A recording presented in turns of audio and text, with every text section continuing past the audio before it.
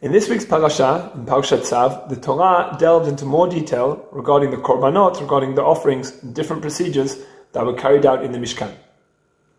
The Parashat gives us a lot of details about the Korban Shlamim, about the peace offering, which is different to a lot of other Korbanot in the sense that it's not really required. Someone wants to bring a Korban Shlamim not because they did a sin or not because of a particular Chag, but because they want to create a greater relationship, a greater kirva with HaKadosh Baruch Hu. And they do that through the method of bringing a Korban. Part of the Korban is consumed by the owner, part of the Korban is consumed by the Kohanim, and part of the Korban is consumed on the Mizbeach.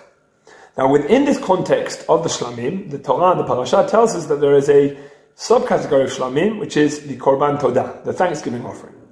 Now what's interesting is that the Torah doesn't tell us for what reason someone brings a Korban Todah, a thanksgiving offering. So the Gemara in Brachot, on Daf Nun Daled Amud Bet, learned it out from Sefer Tehillim. In Sefer Tehillim, Perek Kuf Zayin, it's explained that there are 4 types of people who need to thank Hashem. Who are those people? Someone who survives the crossing of the sea, someone who survives the crossing of a desert, someone who is released from prison, and someone who survives a serious illness. And after describing each of these 4 people, the Perek goes back and repeats over the same pasuk, Yodu Hashem Chazdo v'niflatav l'bnei Adam. They acknowledge thanks to Hashem for His kindness and His wondrous deeds for mankind. And from this we see that every person who experiences one of these 4 situations is required to thank Hashem through the method of a Korban Todah. Now there may be other situations where someone brings a Korban Todah, but these are the 4 that the Gemara learns out are required to actually bring a Korban Todah to the Beit HaMikdash. Now, although the Torah might not tell us why or in what situations we bring a Korban Todah, it does tell us 2 unique elements of the Korban. First of all, alongside of the Korban itself, the Torah requires that there are 4 different types of loaves that are brought with the Korban. 3 types of loaves were actually defined as matzah, according to halacha, and the 4th category of loaves was actually chametz, was bread. And the Gemara in Mechanekh learns out that of each category, the person bringing the Korban Todah had to bring 10 different types of loaves. So in total, they were bringing 40 loaves together with the Korban. The second unique law of the Korban Todah is that the Korban and the accompanying loaves actually had to be consumed in a relatively short period. The pasuk in the Parashat tells us, "Ubasar zevach todat shlamav biyom korbano yachal lo yaniach mimeno ad boker." That the meat of the Korban had to be eaten on the day that it was brought, and nothing should be left over until the next morning.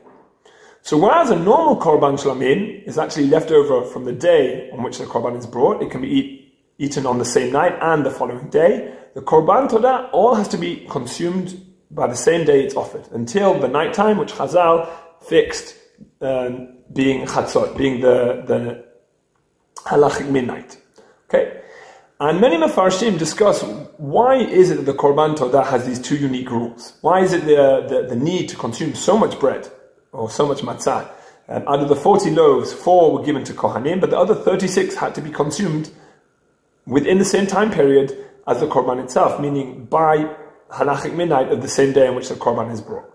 So many Mefarshim discuss why this is, and the Netziv explains this in his Perush on the Torah in the Hamik Davar, and writes as follows. He writes, the purpose of the Todah is that it is brought because of the miracle. And in order to publicize the kindness that God has given to this person, to the person bringing the Korban, the Torah requires him to bring this large amount of loaves, of matzah and chametz, and the Torah limits the time in which the bringer of the Korban has to consume them. Why does he do this? So that in order he can invite many friends, and he can share with them the miracles and the kindness that God did to him. He essentially needs to publicize the miracle. So the Netziv and others basically explain that the concept behind the Korban Todah is essentially an act of pirsumei nesa, of publicizing the miracle. God has done an incredible miracle for you. He's ensured that you were saved from a dangerous situation. And as such, you can't just thank God by yourself. You need to publicize it to as many people as you can. Now, interestingly, the Netziv points out that the chametz loaves of the Todah, which are one of the only 2 situations that chametz was used in the Beit HaMikdash. Otherwise, everything was always used was matzah. He says they're essential. Why is it essential to use chametz? Because the Netziv explains that matzah is lechem oni. Matzah is poor man's bread, and it's not really enjoyable to eat. So in order to encourage people to come to this Suda, to come to this meal where you want to publicize the miracle that God did to you, you need to have chametz to serve in order to encourage the guests to come. But what we really see from the Korban is that we need to turn our expression of thanks into something meaningful. Many times in life, we express thanks in a rote fashion. We don't really think about what we're saying. We don't really think about what it is that the other person or HaKadosh Baruch Hu may have done for us. We just kind of say thank you in a very simple fashion without really going into any depth or any real appreciation of what it is. The requirement of a Korban Todah, to publicize, to bring in other people, to discuss, to delve into what it is that God has done for you, reminds us that thanks are really so essential. And it is so important for us to be makil tov, to recognize everything that's being done for us. And that's why we have to go to so much extent within the Korban Todah. And it also reminds us that sometimes thanks don't need to remain private. Sometimes we need to transition something from the private world to the public world in order that not just we appreciate and show our appreciation, but those around us can also be appreciated as well. Please God, we should all be able to share in many smachot and many situations where we can thank God together. Shabbat Shalom.